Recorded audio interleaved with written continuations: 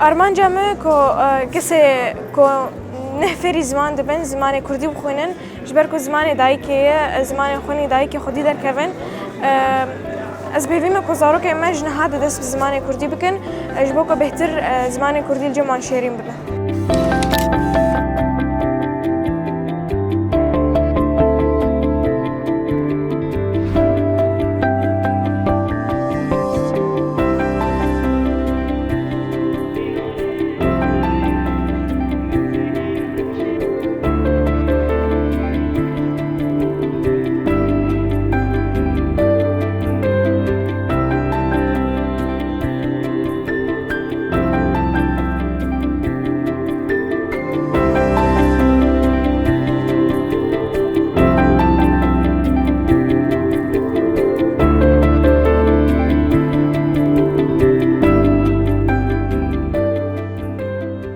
خو ایرو روزا پنجمینه از بجداری پشنگا شهید هر کل بومه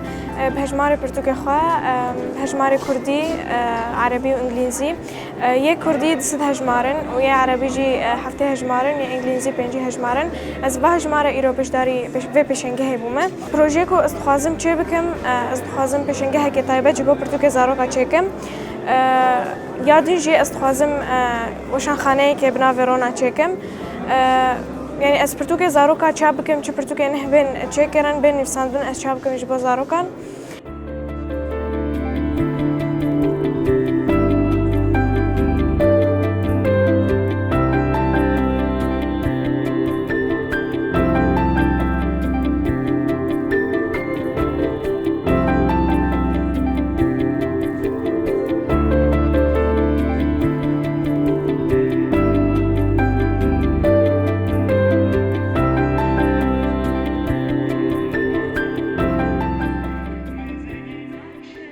براستی من پرتوک خوا اجباکور و باشور آنینه لی بهتر مش باکور آنین یه زاروکا یه کردی یه زمان کردیم بهتر جباکور آنینه